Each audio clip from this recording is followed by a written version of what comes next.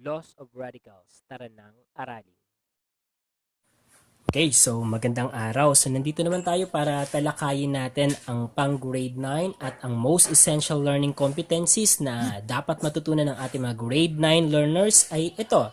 So dapat ay ma-derive ng ating mga grade 9 learner ang laws of radicals. So kung may laws of exponent tayo, meron din tayong laws of radicals.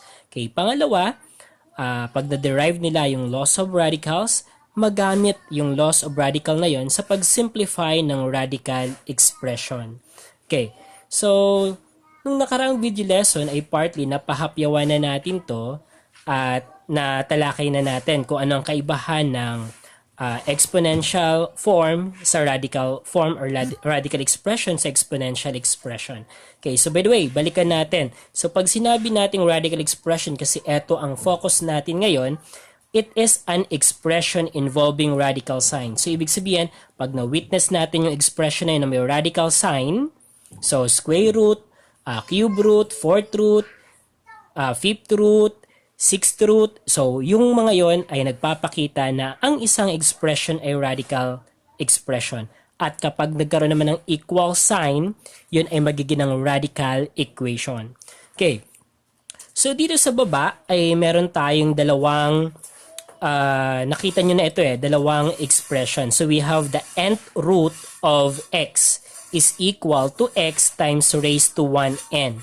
Etong nasa left side natin, ito ang ating radical form or radical expression. At ito namang nasa right side, ito naman ang tinatawag nating rational exponent form or kilala din sa exponential form. So bakit exponential form ito? Kasi makikita or mawi-witness natin ang exponent. So dito, rational exponent siya kasi ang exponent ng ating base na x ay 1 over n. It is in a fraction form or a rational. Okay, next. So, dito tayo kay radical form. So, kay radical form, dapat ay maunawaan natin ang parte ng expression na to. So, dito we have the nth root of x. Etong n or kung ano man ang number na nandito, yan ay ang tinatawag nating index. Kasi pag pinag-usapan natin ang index, kasi pwede tayong magkaroon ng ganito lang, square root. So, square root. Pag naririnig natin ang square, it refers to 2. So, ibig sabihin, ito ay equal lang kay 2 na index. Ano po? So, square root, and then, inuumit na or tinatanggal na yung 2 na yan. So, pero pwede rin namang ilagay dyan kung dun kayo nasanay. But, generally, tinatanggal na yon. Okay, next ay we have the cube root. So this is cube root. Fourth root. So ito naman ang fourth root. Ang index ay 4. Fifth root. So 5 ang index. Sixth root. Seventh root. So nth root. Parang ganyan. So yan. Iba-iba ang kanilang mga indices. Okay. So next naman, ito naman, itong symbol na to. So itong symbol na to. So yan naman ang radical symbol natin. Ayan. Para malaman natin na ang isang expression ay radical expression, so dapat ma-witness natin yung ganyang symbol. Okay, next, we have the number or the expression na nasa loob or nasa ilalim ng ating radical sign. So, ang tawag dyan sa expression na yan ay radicand. So, radicand naman yan. Okay? So, sana ay naging maliwanag yan. Okay, so dito naman, eto, sa rational exponent form natin, ito ay tinatawag na base. Last time, natalakay na natin yon. Then this one naman, ito naman ay exponent. And this exponent is in a form na rational kasi fraction. Ayan. Okay? So, another tayo.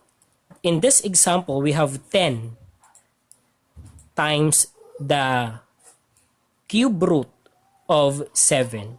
Ang 10, yan ang coefficient of the radical natin. So, minsan, ang makikita lang natin ay cube root of 7. Pag sinabing cube root of 7, ibig sabihin, ang coefficient of the radical niya ay 1. Kasi 1 times a na expression is equal to that expression. So, ibig sabihin, ang 1, kapag walang coefficient ang radical natin, it is considered as 1 ang coefficient of the radical. So, in our example, we have 10 cube root of 7. So, 10 is the coefficient of radical. Our index is 3 and our radicand is 7. So, hope ay natutunan ninyo guys.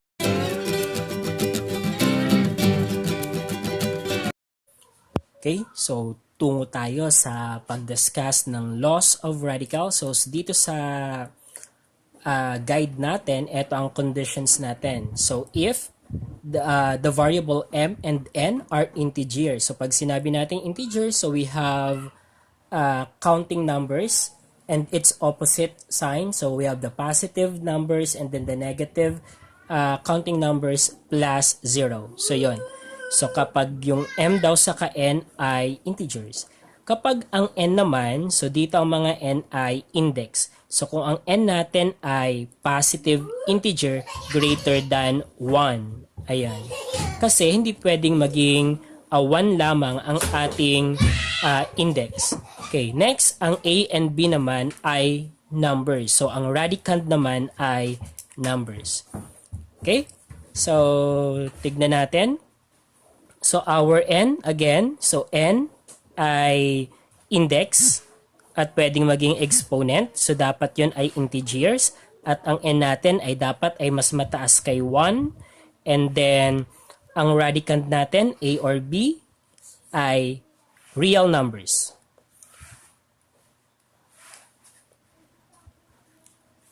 Okay, so this is real numbers. So pag sinabi naman natin real numbers, so halos lahat naman ay real numbers. Not real number lang kapag naging negative ang nasa loob ng ating square root of an expression. Ayan.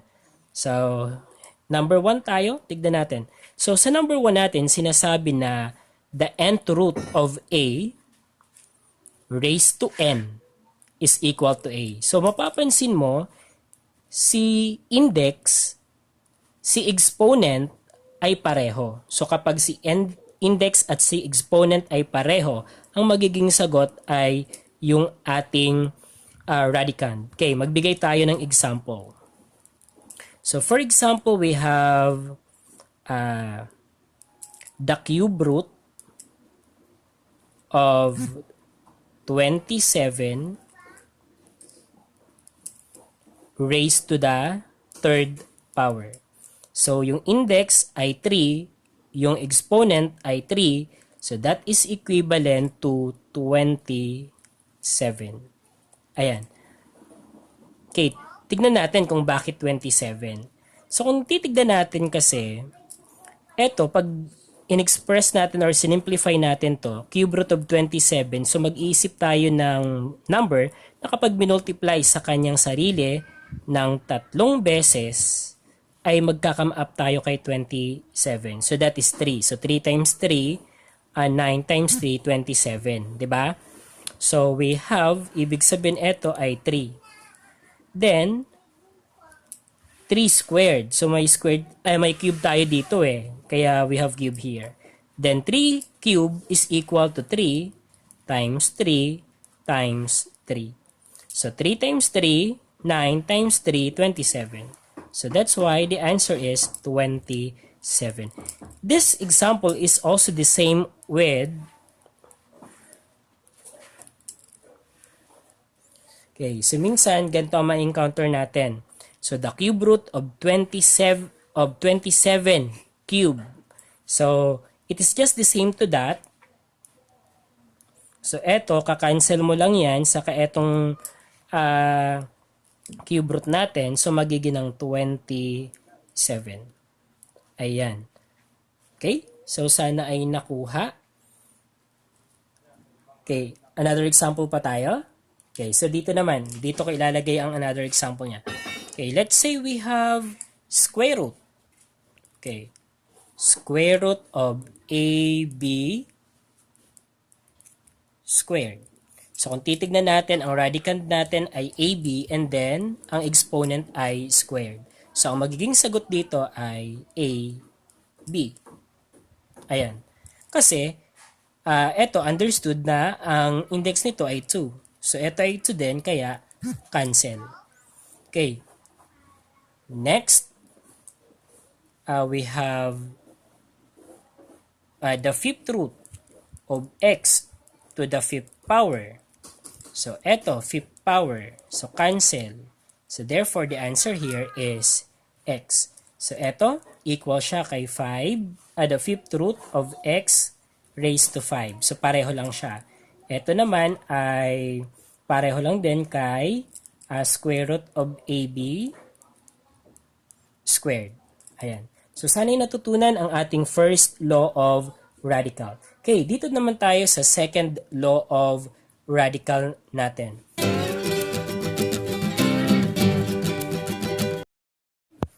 Okay, so discuss natin ang number 2 law of exponent. So, ito ang hitsura ng ating pangalawang law of exponent. So, we have nth root of the product of AB. So, ibig sabihin, ang A saka ang B ay factors. Okay, then that will be equal to the nth root of A, the first factor, and then times the nth root of B. B is the second factor. Okay, so paano to? So, dito, we have the square root of 8. So, ang square root of 8 natin, kung titignan natin, ay hindi siya perfect square number. So, dito, since ang index ay 2, kailangan na ma-identify or familiar tayo sa mga perfect square number. So, eto ang ating mga perfect square number sa pattern na to. So, tignan nyo. So, we have 1, 4, 9, 16, 25, and in that pattern. So, bakit 1 ay perfect square? Kasi ang 1 squared or ang 1 times 1 ay 1. Ang 2 squared or 2 times 2 naman ay 4. Ang 3 squared or 3 times 3 ay 9. Ang 4 squared or 4 times 4 ay 16. Ang 5 squared or 5 times 5 ay 25. So, in that pattern, malalaman natin yung iba pang mga perfect square number. So, dito, square root of 8. So, kung titignan natin ang square root of 8, ano ba ang factors ng 8 natin na nandito sa perfect square? Meron ba? So, makikita natin yung 4. Kasi, ang factors ng 8, we could have 4 times 2. So, since 4 times 2 ay factors ng 8, so pwede natin siyang gawin square root of 4 times square root of 2. Ang square root of 4 ay perfect square number and that is equivalent to 2. So, eto na siya. Kasi pwede natin itong masulat as 2 squared. And then kapag eto, law of exponent number 1, kapag pareho ang index sa exponent, ang magiging sagot ay yung radicand natin na base. Okay, so we have 2. And then square root of 2 naman, wala na. Maliban sa 1 na factor, no? So, wala nang pwedeng maging factor pa ng 2. Kaya, simplified na siya. Ikakabit na lang siya or i-affix na lang siya doon sa na-simplify natin at nalabas natin sa radical symbol. So, we have 2 square root of 2 as the final answer for our example number 1. Okay, next. Ito naman. Example number 2 tayo. We have the cube root of 32. Ang index niya ay 3. So dito, since ang index ay 3, kailangan na familiar tayo sa mga perfect cube number naman. So perfect cube number. Okay, ano ang mga perfect cube? Ang 1 ay perfect cube sapagkat 1 cube ay 1. Ang 1 cube, ibig sabihin 1 times 1 times 1. So 1 pa rin yun. Next, ang 2 cube, we have 2 times 2, 4 times 2, 8. So, ibig sabihin, ang 8 ay perfect cube. Next, we have 3 cube. So, ibig sabihin yan ay 3 times 3 times 3. So, 3 times 3, 9 times 3, 27. Next, we have 4 cube. So, 4 cube natin, 4 times 4, 16. 16 times 4, 64. Tama ba? So, 16 times 4, 6, 6, 12, 24. Okay, we have 64. So, tama naman. And then 5 cube, ibig sabihin 5 times 5 times 5. 5 times 5 is 25. Times 5 is 125. And so on in that pattern. Okay, dito, cube root of 32. So, hahanapin natin ang factors ng 32 na dapat makita natin yung perfect cube factor niya. Ano kaya? So, 27, 8, 1. So, we have 8. So, 8 times, ano yon? So, kung titignan natin, 8, 8, 16, 16, 16, 32. So, 8 times 4. So, eto, ibig sabihin, pwede natin kunin ang cube root of 8 times cube root of 4. Okay. So, dito, ang cube root of 8 ay pwede nating ma-simplify kasi kung mapapansin mo, this is equivalent to cube root of 2 cube. Applying the law of radical number 1, so makakancel out yun at ang matitira ay 2. And then, ang 4 ay wala na.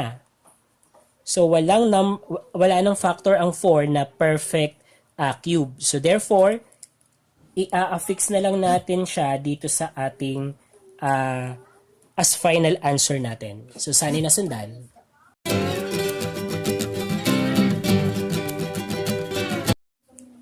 Okay. So, at this moment naman ay third law of exponent tayo. Quotient property of the nth root. So, ibig sabihin ay involve ang division. Okay. So, still, we have the index. So, integers ito. And then, ang A and B natin ay real numbers. And then, ang index natin ay greater than 1. Okay. So, dito ay... So, we have the nth root of A over B is equal to the nth root of A divided by the nth root of B. So, anong nangyari? So, kung titignan natin yung quotient, so, yung numerator at denominator, pwede nating mahati, no? So, nahiwalay siya dito. So, nth root of A ay naging numerator, then nth root of B ay naging denominator rather. Okay. So, tignan natin ang number 1 natin. So, ang number 1 ay square root of 1 over 6.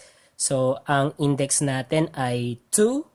So, ibig sabihin ay kukunin natin ang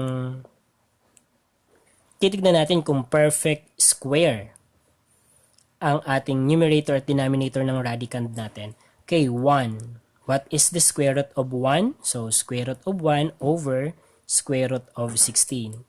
And then, ang square root ng 1 natin ay 1. Ang square root ng 16 naman natin ay 4.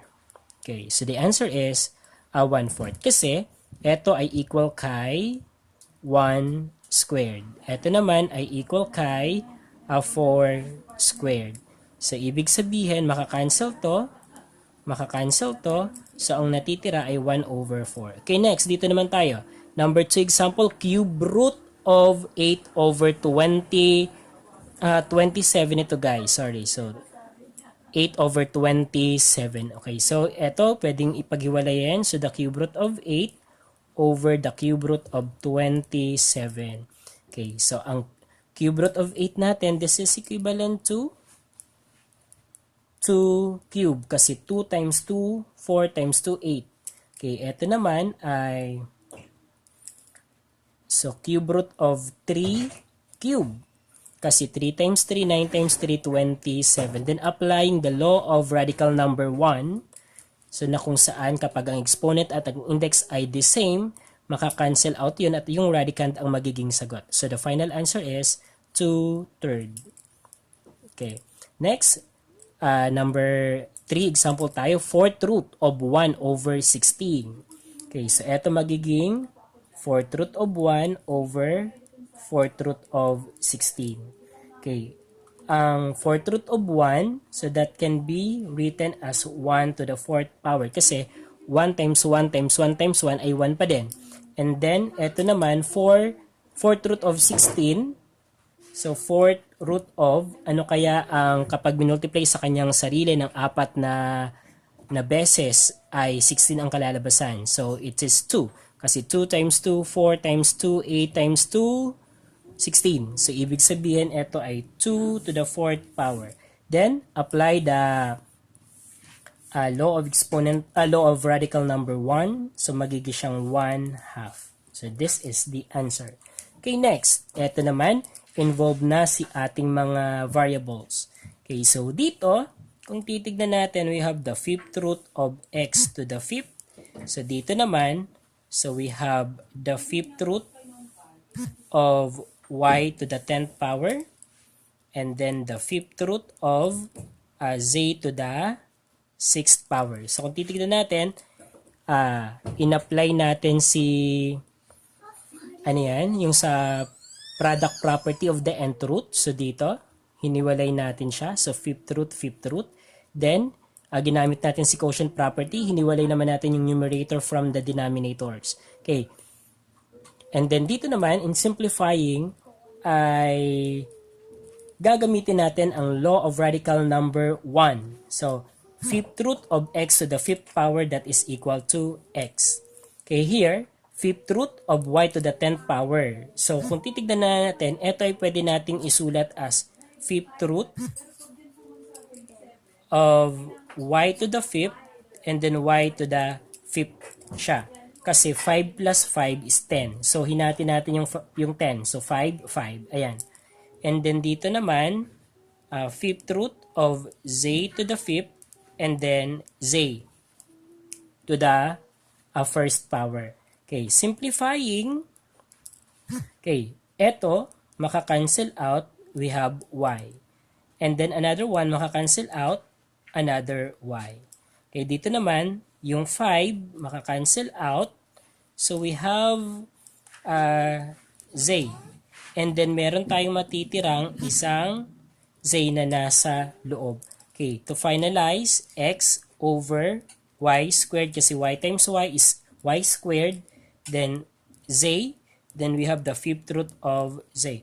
So, ito ay sagot na with regards to kung ano ang na-discuss pa lang natin. But, meron pang gagawin dyan para mas simplify kasi hindi pwedeng may may radical pa ang ating denominator.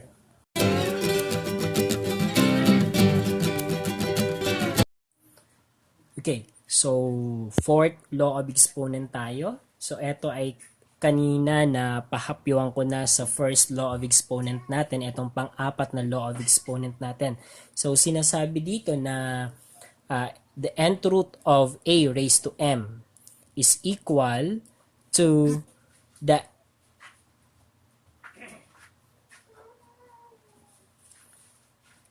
nth root of a raised to m power. So again, the nth root of a raised to m is equal to the nth root of a raised to the m power. So anong nangyari? So yung exponent dito ng radicand ay pwedeng maging exponent ng pangkabuuan ng nth root of a. So pwedeng mailagay siya dun sa labas. Ibig sabihin, same lang ang pwedeng maging sagot niya. Okay, so kanina ay naipakita ko na ito sa inyo. Okay, so for example, we have this. So the square root of x cube. So ito ay pwedeng isulat natin ng x cube, square root of x raised to the third power. Square root of x raised to the third power. So ganun pa din si index natin, 2 pa din. Si radicand ay x, pero yung exponent ay naging exponent sa labas. Ayan. So, bakit nga ba ganyan? Kung isi-simplify natin ito, so this is equivalent to square root of x squared x, ganyan. So, square root o ang x squared natin ay perfect square, so mailalabas siya. Etong nasa loob ay hindi. So, ito ang magiging sagot niya. So, tignan natin dito. So, ito ay equivalent kay square root of x times square root of x times square root of x. Square root of x times square root of x is square root of x squared. And then, ang square root of x squared natin is equal to x. So, applying the law of radical number 1 natin. And then, etong pangatlo ay hindi na siya pwede ma-simplify. Ibig sabihin, so i-affix lang natin siya dito. So, kung titignan natin, same lang ang sagot. Diba? Okay, next. Tignan natin etong pangalawang example natin. So, eto, kung isi-simplify natin, we can write this as 3 square root of cube root rather of xy cube. And then xy to the first. Kasi 4. So yung 4 natin, ito. So 3 plus 1, 4. Ayan. And then, pag sinimplify natin, dito makakancel out ito. So mailalabas natin yung xy. And then, meron tayong nasa loob pa rin ng cube root of xy. So ito ang magiging sagot. So tignan natin dito. So ito, this is equivalent to cube root of xy times cube root of xy times cube root of xy times cube root of xy. Kasi ang exponent ay 4. 1, 2, 3, 4. Okay, etong part na to, this is equivalent to cube root of xy cube. Kasi 1, 2, 3. Okay, cancel to, masisimplify na xy. Okay, and then, meron tayo nito na hindi na pwedeng masimplify pa. I-affix na lang siya dito. So, this is now the final answer. At kung titignan natin, same lang dun sa una. Kaya, equivalent lang. Ayun. Okay, next naman, we have the fourth root of 81 squared. Then, that is equal to the fourth root of 81 squared. Okay, so eto, so kung titignan natin, so fourth root of 81 times 81. So, ganyan siya. Okay, pag sinimplify natin to, the fourth root of 81, meron ba? So, tignan nga natin. 3 times 3, 9 times 3, 27 times 3, 81. So, ibig sabihin, ito ay 3. Okay, so 3, ito din ay 3 din. So, 3 times 3, 9. Okay, so tignan natin dito kung 9 din ang lalabas na sagot. So, fourth root of 81 times fourth root of 81. So, minultiply sa kanyang sarili ng dalawang beses kasi ang exponent natin ay 2.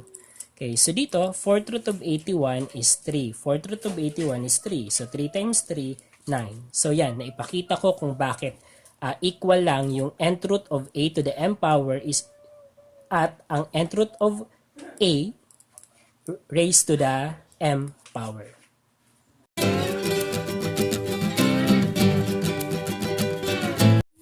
Okay, so nandito na tayo sa panglimang laws of radical. So, eto naman ang panglimang laws of radical natin. Okay, so nth root of a. So, anong nangyari? So, naging siyang mnth root of a. So, ibig sabihin dito, pag pinagtabi yung dalawang variable, it is multiplication. So, tinimes yung m saka n or yung dalawang indices na involved. Okay, so try natin dito sa number 1 example natin. So we have the cube root of the square root of 10 to the 6th power. Okay, so ito, ang index dito ay 2, dito naman ay 3. So multiply 3 times 2, 6. So this one will become 6th root of 10 to the 6th power. So ito na magiging equivalent niya. And then simplifying, applying the law of radical number 1, so, this is equivalent to 10. Okay, next, number 2 tayo. So, we have the fourth root of the cube root of y raised to 36.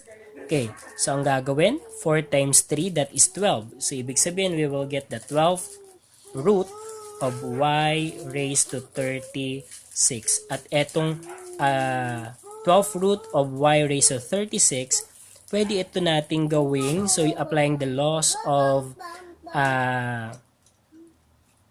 yung pangalawa natin. So, we could have the 12 root of y raised to 12. 12 root of y raised to 12. Kasi 12, 12, 24 na. So, another one, the 12 root of, ilan pa ang kulang? So, 12, 12, 24. So, 12 pa rin. Okay. And then, cancel, applying the law of radical number 1.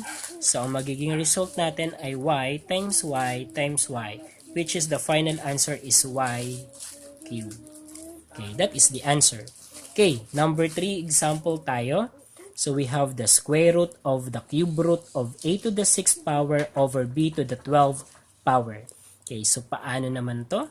So multiply the indices involved. So 2 times 3, 6. So we have the 6th root of a to the 6th and then b to the 12th power. Okay, and then applying the quotient of the ano natin, radical natin of the nth root. So, ang mangyayari dyan ay mahihiwalay. So, the 6th root of a to the 6th. And then, eto naman, the 6th root of b to the 12th power. Okay, so etong nasa numerator natin, pwede nang i-apply yung ating law of radical number 1. So this is equivalent to A. Yung denominator natin, pwedeng gamitan ito nung pangalawang law of radical. So magiging siyang 6th root of B to the 6th and then 6th root of B to the, so ano, ilan ang kulang? So 12 minus 6, we have 6. So 6 plus 6, 12. Okay. Then simplifying, we have A. Ito, i-apply ang law of radical number 1. So magiging siyang B. Ito naman, ganun din. Another B. So the final answer is A over B squared. So this is the final answer. Subscribe for more Math Gabay learning.